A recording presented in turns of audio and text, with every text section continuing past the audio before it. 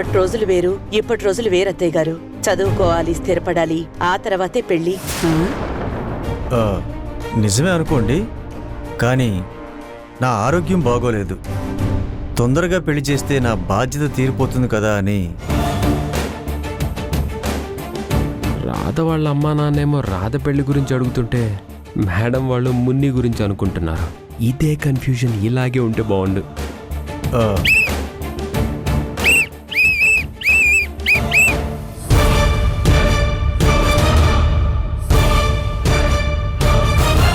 అవునండి, వీళ్ళిద్దరూ అక్కా చెల్లెళ్ళే. పెళ్ళంటే చెల్లంటాడేంటి?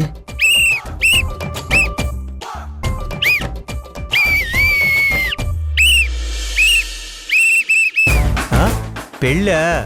మా అమ్మాయికేనండి.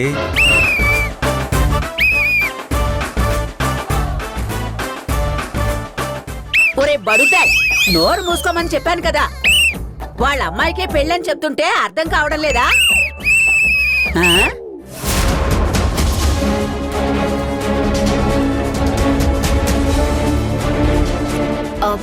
నాన్న, బస్కి టైం అవుతుంది. అలాగేనమ్మా, సరేనండి, మేము వెళ్ళొస్తామండి. వస్తామండి. ఏదైనా మంచి సంబంధం ఉంటే చెప్తానులేండి. అలాగేనండి. పదే సుధా. మేడం, నేను బస్ ఎక్కించేసి వస్తాను. అలాగే రాధా, రండి. వస్తామండి. మంచిది.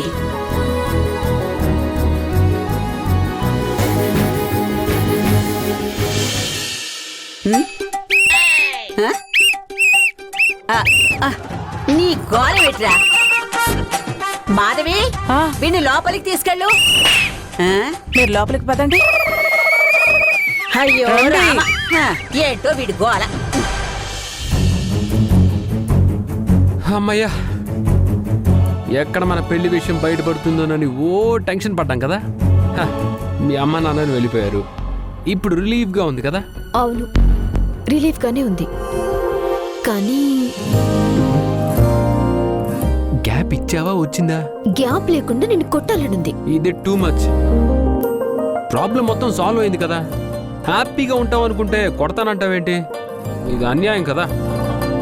నువ్వు నాతో ఏం చెప్పావు? ఏం చెప్పాను అంటే చెప్పింది కూడా నీకు గుర్తులేదా? ఏదో ఒకటి ప్లాన్ చేస్తాను, మీ అమ్మా నాన్నలకి అనుమానం రాకుండా మేనేజ్ చేస్తానని అన్నావా లేదా? ఇప్పుడు అదే కదా జరిగింది. మీ అమ్మా నాన్నలకు అనుమానం రాలేదు, హ్యాపీగా ఇంటికి వెళ్ళిపోయారు. అవును, ఏదో టైం బాగుండి రోషన్ సరిగ్గా అదే టైంకి బెలూన్స్ పగలగొట్టడం వల్ల నల్ల పూసలు తీసుకుని మెడలో వేసుకున్నాను. లేదంటే ఏమై ఉండేది? ఏమవ్వదు. ఏమి అవ్వకపోవడం ఏంటి? మా అమ్మ నాన్నలకి నిజం తెలిసిపోయిండేది కదా. అసలు కొంచెమైనా బుద్ధుందా నీకు? ఏదో ప్లాన్ చేస్తానని చెప్పి ఏమీ చేయకుండా చేతులు ముడుచుకొని కూర్చుంటావా? రోషన్ గనుక లేకపోయింటే నిన్ను నమ్ముకున్న నేను నిండా మునిగిపోయిండేదాన్ని.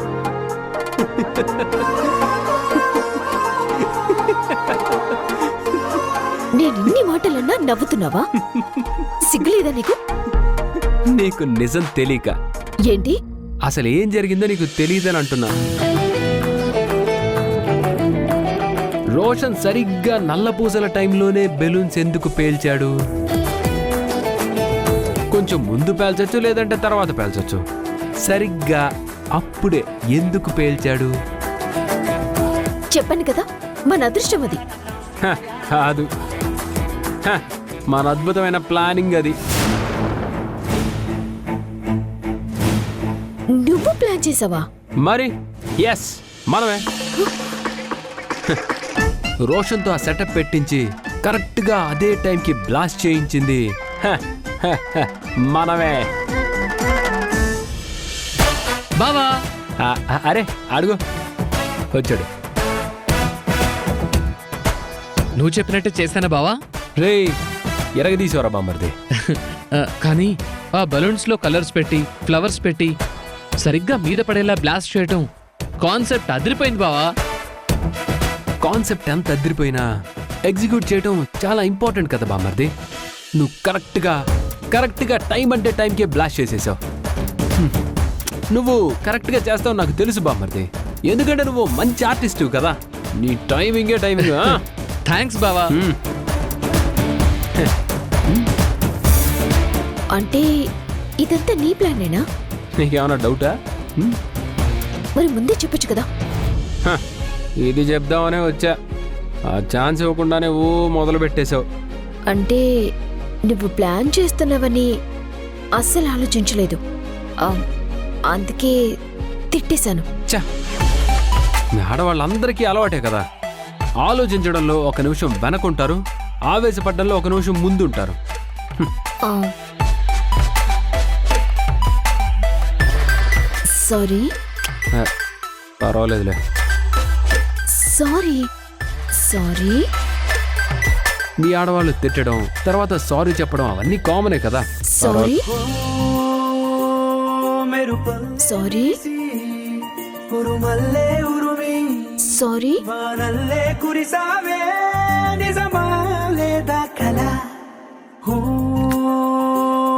గొడుగల్లే తడిసి వరదల్లే ఉరికి నీలోకే దూకానే నాలోచినేనే ఇలా కళ్ళతోటి కళ్ళకి ఎన్ని చూపులే కలా గుండెతోటి గుండెకెన్ని మౌన భాషలో.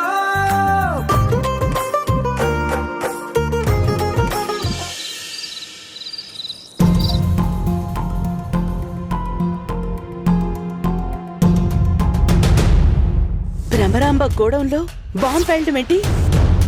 ఎవరు చేస్తుంటారు? నేనే.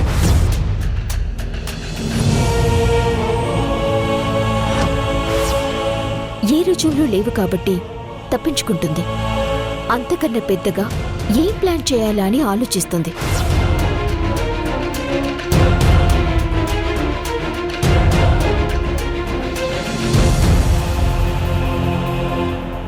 ప్రమాదం తప్పిపోయింది కదా దేవకి, ఇంకా ఎందుకు టెన్షన్ అవుతున్నావు?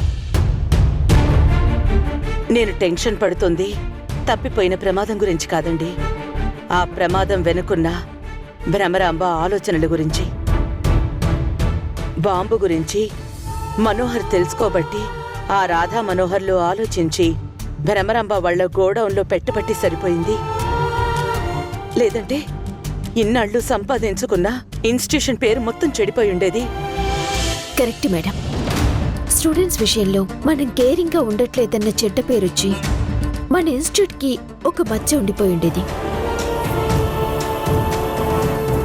మీరు మీ యూనియన్ ప్రెసిడెంట్గా ఉండడానికి కూడా అర్హులు కారని మీతో రిజైన్ కూడా చేయించుండేది మేడం. ఇంకా చాలానే మనసులో పెట్టుకుని చేసింది, కానీ వర్కౌట్ కాలేదు. ఎవరు తీసిన గోతులో వాళ్లే పడతారన్నట్టు తను పెట్టాలనుకున్న బాంబ్ తన గోడంలోనే పేలింది. ఇకనైనా బుద్ధి తెచ్చుకుని మారుతుందేమో చూద్దాం. మారదండి, దెబ్బతిన్న పులిలా ఇంకా రెచ్చిపోతుంది. ఇంతకు ముందు కూడా ఇలాంటి దెబ్బలు చాలానే తగిలాయి. మారిందా? ఏదో మన అదృష్టం బావుండి బాంబు పెట్టాడన్న సంగతి మనోహర్ విన్నాడు కాబట్టి సరిపోయింది. లేదంటే ఎంత పెద్ద ప్రమాదం జరుగుండేది. ఆ భ్రమరాంబ మారదు. ఎవరు? ఆ భ్రమరామ గురించేనా? దానికే పోయే కాలం వచ్చిందో, ఎందుకీ పాడుబుద్ధి పుట్టిందో. దానికి పక్షవాతం వచ్చి కాళ్ళు చేతులు పడిపోవాలి, నోరు శాశ్వతంగా మూత పడిపోవాలి. అత్తయ్య గారు, ఏంటి తిట్టొద్దా? నీది శత్రువు కూడా చల్లగా ఉండాలనే మనసు కాబట్టే దానిష్టానికి అది ఆడుకుంటుంది. ఈ రోజు గోడౌన్లో బాంబు పెట్టాలనుకుంది, రేపు ఇంట్లో పెట్టాలనుకుంటుంది. ప్రతిసారి మనకి తెలియాలని లేదు కదా. అయినా దానికంత అన్యాయం మనమేం చేశామని ఎంత కుట్ర చేస్తుంది? చేశామనే అనుకుంటోంది అత్తయ్య గారు. తన భర్త తనకి దూరం కావడానికి మనమే కారణం అనుకుంటోంది. మనమేం చేశాం దేవకి? అతను చేసిన తప్పు బయటపడి మోహం చెల్లక ఆత్మహత్య చేసుకున్నాడు. అలా అని తను అనుకోవడం లేదు కదండి. అతని చావుకి మనమే కారణమని అపార్థం చేసుకుంటోంది. దాన్ని ద్వేషంగా మార్చుకుని మన మీద ఇలా పగ తీర్చుకోవాలని చూస్తోంది. రాధా, మనోహర్, మీరు చాలా జాగ్రత్తగా ఉండాలి. ఈ బాంబు మార్చడానికి మీరే కారణమని తెలిస్తే మా మీదున్న పగ మీ మీదకి మారుతుంది, మీకు హాని తలపెట్టాలని చూస్తుంది. ఇదంతా చేసింది వీళ్ళిద్దరన్న సంగతి భ్రమరంబకి ఇంకా తెలీదు. ఇప్పుడు నేను చెప్పాలి. అయినా ఆవిడ హిట్ లిస్ట్లో వీళ్ళు ఎప్పుడూ ఉన్నారులే. మా గురించేం టెన్షన్ అవ్వద్దు మేడం, మమ్మల్ని ఏం చేస్తుంది. కానీ తన ఆలోచనలు మార్చేలా ఏదో ఒకటి చెయ్యాలి మేడం. మీ జోలికొస్తే పరిణామాలు ఎంత తీవ్రంగా ఉంటాయో చూపించాలి మేడం. మళ్ళీ ఇలాంటి పని చెయ్యాలంటేనే వణుకు పుట్టాలి. కుదిరితే రాజీకి రావాలి మేడం, లేదంటే శాశ్వతంగా మీ జోలికి రాకుండా ఒక ఫినిషింగ్ వార్నింగ్ ఇవ్వాలి. మొన్న నిన్ను తీసుకెళ్లి గట్టిగానే వార్నింగ్ ఇచ్చాను కదా, ఎక్కడ మారింది? నన్ను అడిగితే ఇప్పుడు మనం ఏమీ రియాక్ట్ అవ్వకపోవడమే మంచిది. తను ప్లాన్ చేసిన దెబ్బతిన్నది కూడా తనే కాబట్టి ఎలా రియాక్ట్ అవుతుందో చూద్దాం. దాన్ని బట్టి మన రియాక్షన్ ఎలా ఉంటుందో చూపిద్దాం. కానీ జాగ్రత్తగా అయితే ఉందాం, ముఖ్యంగా మీరు. ఇదంతా ఎలా జరిగిందో తెలియక భ్రమరాంబ అక్కడ తెగ టెన్షన్ పడిపోతూ ఉంటుంది. వెంటనే విషయం చెప్పాలి. దాన్ని బట్టి ఆవిడ ప్లానింగ్లో ఆవిడ ఉంటుంది.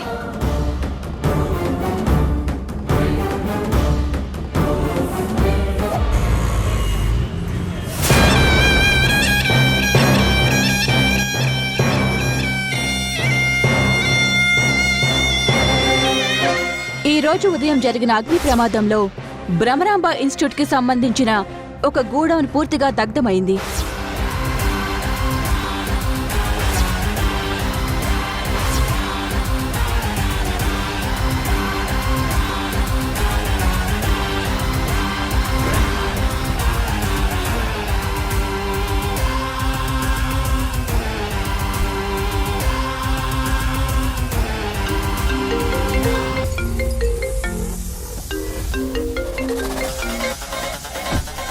చెప్పు సత్య.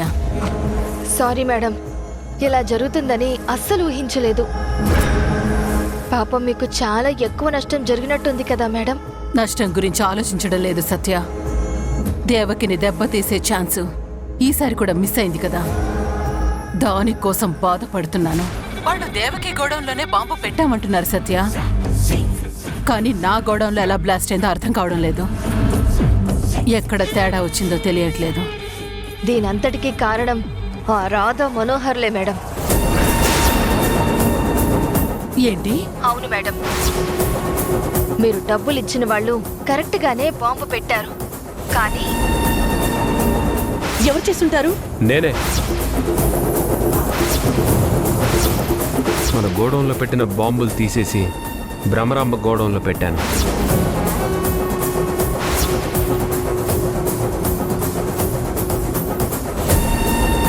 అది మేడం జరిగింది. ఆ గోడౌన్లో పేలాల్సిన బాంబు మీ గోడౌన్లో పేలింది. ఇంత పనిచేశారా? ఇక వాళ్ళని క్షమించే ప్రసక్తే లేదు. నేను దేవకిని దెబ్బ కొట్టాలన్న ప్రతిసారి ఈ రాధా మనోహర్లే అడ్డుపడుతున్నారు. వాళ్ళని వదిలిపెట్టను. అవసరమైతే ఎలాంటి ప్రమాదం కలిగించడానికైనా వెనుకాడ్ను. ఆవేశపడద్దు మేడం, ఇప్పుడు అందరి కళ్ళు మీ మీదే ఉన్నాయి. మీ ప్రతి కదలికని గమనిస్తున్నారు. కొంచెం ఓపిక పట్టడం బెటర్. నా వల్ల కావట్లేదు సత్య. ఎన్ని రోజులని ఓపిక పట్టాలి? ఒక్కసారైనా దేవకి మీద గెలిచుంటే ఇంత బాధుండేది కాదు. ప్రతిసారి ఎదురు దెబ్బ తగులుతూనే ఉంది. టెన్షన్ పడద్దు మేడం, ఏదో ఒకటి చెయ్యాలని మీకంటే నాకెక్కువ తొందరగా ఉంది. కానీ ఒక్కసారి దొరికిపోతే తర్వాత ఏమీ చేయడానికి ఉండదు. నేను ఎలాగో ఇక్కడే ఉంటాను కదా మేడం, వీళ్ళ ప్రతి కదలిక మీకు చెప్తూ ఉంటాను. దాన్ని బట్టి ప్లాన్ చేయొచ్చు. కొంచెం ఓపిక పట్టండి. ఏమో సత్య, ఇప్పుడు నాకు మిగిలిన ఒకే ఒక ఆశ నువ్వే ఏదో ఒకటి చేయాలి. నేను చూసుకుంటానన్నాను కదా మేడం. ఆవేశంలో తప్పులు చేసే ఛాన్స్ ఎక్కువగా ఉంది. మీరు ప్రశాంతంగా ఉండండి.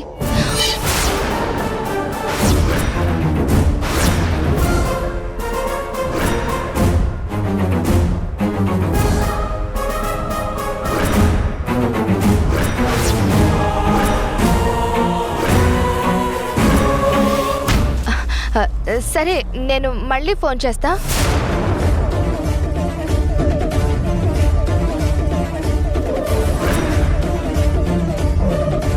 ఇలా చూస్తుందేంటి? కొంపదీసి మొత్తం వినేసిందా? ఏంటి అలా చూస్తున్నావు? ఏం లేదు, ఎవరితోనూ సీరియస్గా ఏదో మాట్లాడుతున్నట్టున్నారు. ఏంటా అని. ఓ అదా, నా ఫ్రెండ్తో మాట్లాడుతున్నా. ఫ్రెండా? ఫ్రెండ్తో మాట్లాడితే ఏమే, రావే, పోవే అని మాట్లాడతారు కదా. మరి మీరు మేడం అంటున్నారు? అసలు నీ డౌట్ ఏంటి? డౌట్ ఏం లేదు, ఫ్రెండ్ని మేడం అంటున్నారేంటా అని క్యూరియాసిటీ కొద్ది అడుగుతున్నానంతే. నేనేదో క్యాజువల్ గా అలా అన్నా. ఫ్రెండ్స్ ని సరదాగా సార్, మేడం అని పిలుస్తారు కదా, నేను అలాగే అన్నా అంతే. ఓ, సరదాగా అన్నారా? సరే సరే, మాట్లాడుకోండి. Sorry for the disturbance.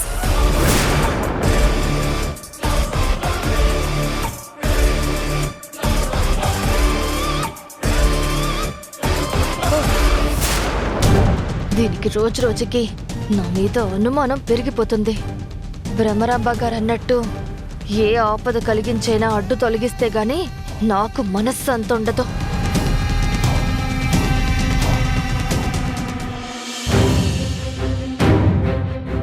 ఓహో, ఏదో సీరియస్గా ఆలోచిస్తున్నట్టున్నావు. ఏం లేదులే. ఏం లేకపోతే ఎందుకు అంత టెన్షన్గా ఉన్నట్టు? అయినా భ్రమరాంబ ప్రాబ్లం అంతా సాల్వ్ అయిపోయింది కదా, ఇంకెందుకు టెన్షన్? బయట ప్రాబ్లం సాల్వ్ అయిపోతే సరిపోతుందా? ఇంట్లో ప్రాబ్లమ్స్ కూడా సాల్వ్ అవ్వాలి కదా. ఇంట్లో ఏం ప్రాబ్లమ్స్ ఉన్నాయి? సత్య. సత్య కాదు, గాయత్రి. ఇప్పుడు తన వల్ల ఏం ప్రాబ్లం? తనే ప్రాబ్లం. తను గాయత్రి కాదు అన్న అనుమానం రోజు రోజుకి ఎక్కువ అవుతుంది. ఇంకా నువ్వు అదే విషయం ఆలోచిస్తున్నావా? తను సత్య కాదు, గాయత్రి. నువ్వెందుకు నమ్మట్లేదు? ఎందుకంటే తన ప్రవర్తన అలా ఉంది. తన వెనక ఏదో రహస్యం ఉంది మనోహర్. ఎవరో తన వెనక ఉన్నారనిపిస్తోంది. ఎందుకలా అనిపిస్తుంది? ఎందుకంటే తన ప్రవర్తన అలా ఉంది. చిన్నప్పుడు తప్పిపోయిన ఒక అమ్మాయి ఎన్నో ఏళ్ల తర్వాత తల్లిదండ్రుల్ని కలిస్తే ఎంత అఫెక్షన్ ఉండాలి, ప్రతి క్షణం ఎంత ఆరాటపడాలి. కానీ సత్యలో నాకు అవేవీ కనిపించలేదు. మేడం వాళ్ళు కూడా తప్పిపోయిన కూతురు దొరికిందన్న సంతోషంలో ఎక్కువ ఆలోచించట్లేదు. కానీ సరిగ్గా పరిశీలిస్తే అర్థమవుతుంది. వాళ్ళ వరకు ఎందుకు, నువ్వు సరిగ్గా ఆలోచిస్తే నీకే తెలిసిపోతుంది. నువ్వు చెప్పాక అప్పుడప్పుడు అలా అనిపిస్తుంది, కానీ అంటే తన ప్రవర్తన అంతేనేమో అనుకున్నాను. అంతలా అనుమానించాల్సిన పరిస్థితులైతే నాకేం కనిపించలేదు. నేను అదే అనుకున్నాను, అనవసరంగా అనుమానిస్తున్నానేమోనని. కానీ నాకు తను వేసి ప్రతి అడుగు అనుమానించేలాగే ఉంది. ఎప్పుడైనా తను ఫోన్ మాట్లాడటం చూసావా? ఒక పక్కకి వెళ్ళి రహస్యంగా మాట్లాడుతుంది. నలుగురి మధ్య మాట్లాడటానికి ఏంటి ప్రాబ్లం? ఇప్పుడే వేరే ఎవరితోనూ సీక్రెట్గా మాట్లాడుతోంది. నేనటి వెళ్ళగానే కాల్ కట్ చేసింది. ఎవరితో మాట్లాడుతున్నావంటే ఫ్రెండ్తో అని చెప్పింది. కానీ ఫోన్లో మేడం అని మాట్లాడుతోంది. ఫ్రెండ్నెవరైనా మేడం అంటారా? అలా అడిగితే నా మీద నీకేంటి అనుమానం అని అంటోంది. నాకు మాత్రం అనుమానంగా ఉంది. తను గాయత్రి కాదు. కాకపోతే దొరికిపోతుంది. నిజం ఎప్పటికైనా బయటపడాల్సిందే కదా రాధా. బయటపడేలోగా జరగకూడని నష్టం జరిగిపోతే? నాకైతే సత్యనిక్కడికి ఎవరో కావాలని పంపించారనిపిస్తోంది. దీని వెనక ఏదో దురుద్దేశం ఉందనిపిస్తోంది. ఇప్పటికే భ్రమరంబ వల్ల మేడం చాలా టెన్షన్ పడుతున్నారు. సత్య కారణంగా మరిన్ని టెన్షన్స్ రావటం నాకిష్టం లేదు. మనం ముందే అరికట్టాలి. ఇప్పుడేం చేద్దామంటావు? తను గాయత్రి కాదు అని ప్రూవ్ చేయాలి. ఎలా? నువ్వు నమ్మట్లేదు. నమ్మి నాకు సపోర్ట్గా ఉంటే సత్య వెనుకున్న మిస్టరీని ఎలాగైనా ఛేదించొచ్చు.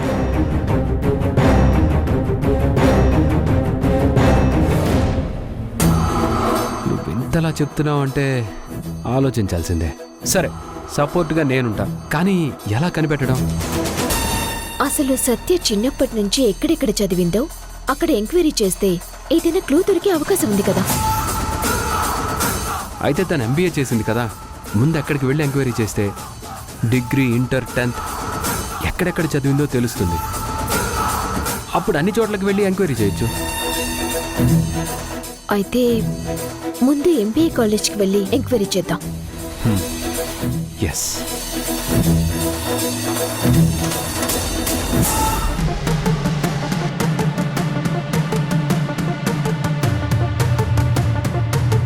తను ఇక్కడే ఎంబీఏ చదివింది, అనాథ కదా.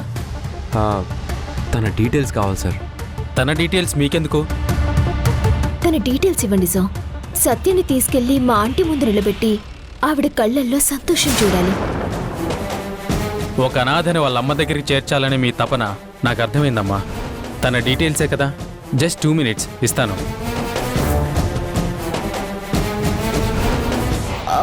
సార్, దొరికిందా? ఒక్క నిమిషం అమ్మా, చూస్తున్నాను.